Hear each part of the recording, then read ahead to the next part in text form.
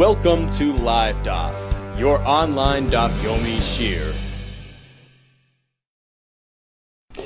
Shalom Aleichem and welcome back to today's DAF Hayomi, Bava Basra Lamed Gimel. We are holding on Lamed Beis, 4 lines off the bottom of the Amud. We begin with a story involving a fellow by the name of Bava Basra.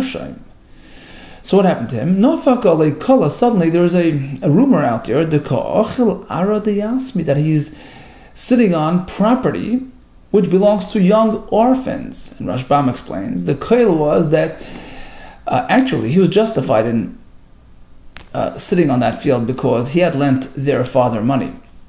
And he received this property as part of a mashkoin arrangement, which entails him taking possession for X amount of years, which will then be applied in lieu of repayment. So that's applied to the balance at the end of the said years, 5 years. The loan has been all paid up, has been deemed paid up, due to the fact that he had the benefits of this property for those 5 years. Okay, so that was the big news out here, that he had it for X amount of years, rightfully so, and those years are up, and he's still sitting there. He's not budging off their field. Amalei Abaye. Abaye sends him a summons. Okay, he confronts him and he says, "What's the deal? What's going on? Emily, please relate to me. Easy gufa de uvda," which basically means the thrust of the story. Tell me what happened. Hechi hava, what exactly transpired? Break it down to me, step by step. Amalei says, "I acknowledge. Ara b'mashkun to have an akitna mavoin. They asked me, this property, this ara.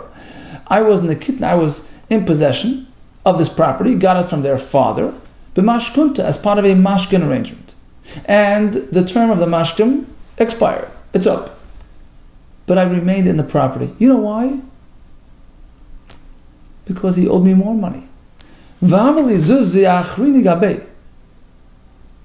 father owed me another amount of money, on which I did not arrange a mashkin. And I figured, let me just stay on.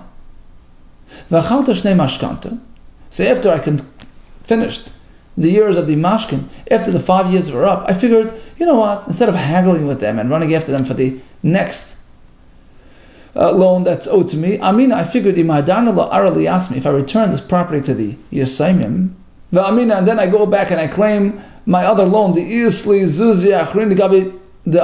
and your father owed me X amount of money on top of the original loan, I'm going to be stuck. You know why? Omer Rabbanan. We all know that the Rabbanan instructed that whoever comes and collects from young orphans, the only way is through a shavua. He has to swear that in fact the money is owed to him. I don't want to get involved in swearing. It's not my type of thing to do. So rather than get involved in this entanglement, I figured, let's do it smoothly. I'll just pretend that everything is normal. I'll stay on, use the property for another, say 5 years, and then deem the second loan as fully paid up, and then return the property. I don't intend on stealing the property. I just want to get paid up. Let me conceal, let me hide that document, which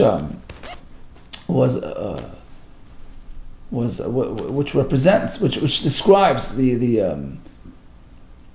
mashkoin arrangement. I'm going to hide it. Pretend it doesn't exist. And stay on this property until both loans are paid up. I'm going to apply the produce towards the account. I'll deem it paid up at the end of the next 5 years. And even if somebody comes and challenges me, I would still win the case. You know why? Because look, I'm here for many years, right? I have a chazaka of shalishanim without any protesters, right? So even if somebody comes and challenges me now, it's too late. I'll be believed. Then in fact, the money's owed to me and I'm justified in holding on to it. Because migu, since if I would really want to be dishonest, I can just say I purchased the property. It's a purchased property. Look, I'm here for many years.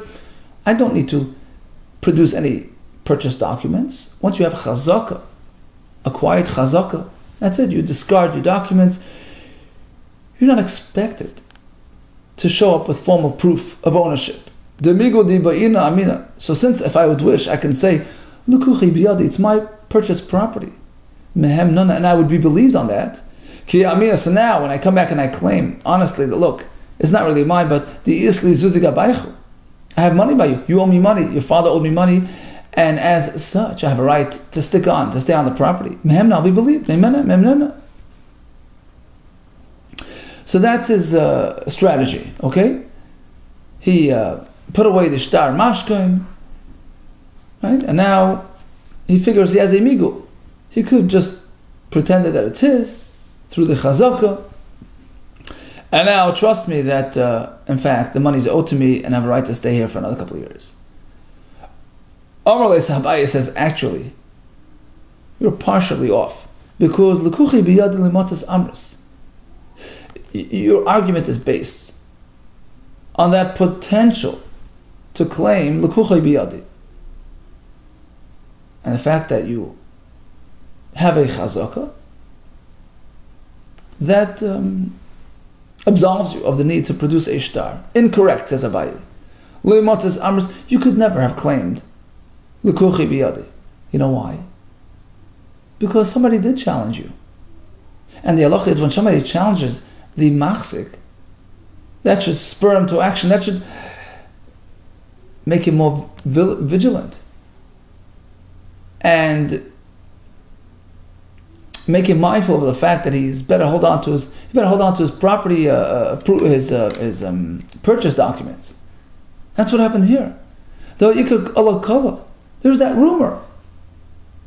Big news. The Ardi Yasmi. Everybody knows. Everybody's speaking about the fact that it was a mashkin. So you should never have gotten rid of that shtar. So basically, you could never claim that it's yours and the shtar is gone because I had a chazaka. No, you didn't have a smooth sailing chazaka.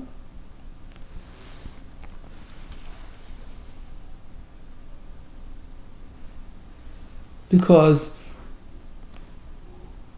if everybody's speaking about the fact that it's yours as a mashkoin, that should spur you to action, meaning you should not be complacent. You should not be disregarding that koil and just letting go of your purported purchase document if you would have had one. So you could never have pretended that it was a purchase and that you just lost the shtar because things were just going quiet and calmly and smoothly. It's not so. It was actually a bumpy road because everybody out there was speaking about the fact that it's not really a purchase. So if in fact it was a purchase, you should be producing a shtar rather than discarding of it. So you lost that option. You don't have that argument. Ella, rather, the correct way forward is to give back the property. Zil ahadra ne'alai, give back the property to the Yisayimim and deal with them when they grow up, when they enter adulthood. When the Yisayimim grow up and become bar mitzvah, then you'll deal with them in court. Until then, you have to stay put. So Ravi Bar Avin's relative, Shachav, passed away. V'shavak tikla. Here comes a new story. So the relative passed away, leaves behind the palm tree. The question is, who is the closest heir? Who's the Yerush? Ravi Bar Avin Amar, he said, I'm a closer Yerush. I get the palm tree. But he had competition. V'hahu Gavra. And there was another cousin, Amar, he says, I'm actually the Yerush. I'm closer, up on the line. Rashbam explains that since we weren't sure how to deal, so we applied the rule called Kol de Olam Gavar, whoever is stronger wins. Basically, we leave it in limbo, and it's up for grabs. It turns out that the relative was the more mighty fellow, and he grabbed the property, the palm tree. And he used it for a couple of years, and after a couple of years, he turned to Ravi Bar Avin and he says, you know what, actually, you have a point. I researched our family tree. Turns out you're a closer relative. You should get the property. He admitted to him, that Ravi Bar Avin, that he is a closer relative. Okay, so Chizah says, going forward, the property belongs to Rav Idi. Amar Lei, but Rabbi Yehuda says, back to Rav Chisda, what do you mean? Lahada li peri. I understand that I get the tree going forward, but really it turns out that it should have been mine from day one. And he was consuming the crop of that property for the last couple of years. I deserve that back. He has to refund me all the whatever he ate. Lihadar li peri da achal. He should return the pears that he ate. Mehahu yaima, from that day, from day one, adash until now. Omar, Rav Chisda was not impressed. He said, Zeu sha'imrim olav adam gadol. You're the man who they consider a great man? What do you mean? What right do you have to claim back this fruit? Aman kam samach mar. Mar is master, you. Third person, who? You. Who are you relying on? Your claim, right? What is it based on? You couldn't prove it until today. It's based on your opponent's admission. Ahai. You're relying on him. Well, Haka Amar Dana Makarav Natve, but he was saying that he was the closer relative. So the Rashbam explains that really the other fellow could just walk away and keep the tree forever, right? Called Olam Gavar. So now when he's giving it back to you, it's like a matana. He's gifting it to you. Because in the din you would not have gotten it. You would not have been zeicha in this tree. Going through the regular, Bezdin channels, right? So technically it was rightfully his. And he gave it to you. He's giving it to you going forward. You have no right to claim back compensation. But Abai v'Rabba Svirlu, Abai v'Rabba disagreed with this rationale. No, given the oidi. Look, once he admits, he admits. It's all or nothing. I mean, if he comes back and he admits that really it wasn't his, he should be compensating you for the crop that he took. Okay, here comes another story, which we actually had back on the Flamet Aleph, word for word. Reuben claims this property, this was my parents' property, it's a family plot. Shimon, his opponent, actually has the identical claim. No, it's my father's. Reuben produced witnesses in support of his claim that it belonged to his family. Shimon, on the other hand, has no proof of family ownership, rather that he was there for 3 years. Amar Rav Chisda, he's believed that in fact it's a family plot. You know why? Why would he lie? Meaning, we have to trust him because if he wants to lie, he could have lied better and gotten possession of this property. All Shimon needed to do was respond to Reuven and say, look, I know it was your father's, but I'm here 3 years. I bought it from you. He could have said that and won the case. So we have to trust him in what he's saying, that it belonged to his family. Abai B'Rabba L'Isfirlo, the Rav Chisda, once again, Abai B'Rabba negated Rav Chizda's argument. Mali L'Shakar, this type of rationale, this type of argument, B'Makam Edom, which is ultimately negating Edom, is opposing the witnesses that are clearly testifying that it was Reuven's family plot. We don't use a Mali L'Shakar, this type of trustworthiness type of argument against Edom. Ultimately, Edom prevail. Continues more to another story. So Reuben approaches Shimon. My boy is Bayar, what are you doing in my property? Amalei says, what do you mean? Minach Zavni, don't you remember? You sold it to me for 1,008,000. I'm here 3 years already. Although I see Sadi, the Achlataytishni. Okay, so Reuben went to find his Edom, and guess what? He could only find Edom that he was there for 2 years, which is not really sufficient. So basically, Reuben is going to get the property. Now comes a question. Reuben gets back the property. What about the payers that Shimon ate all throughout all these years? If Shimon would have brought Edom that he was there 3 years, and Shimon wins the case. But in absence of those Edom, and he does have Edom, about 2 years, so basically he's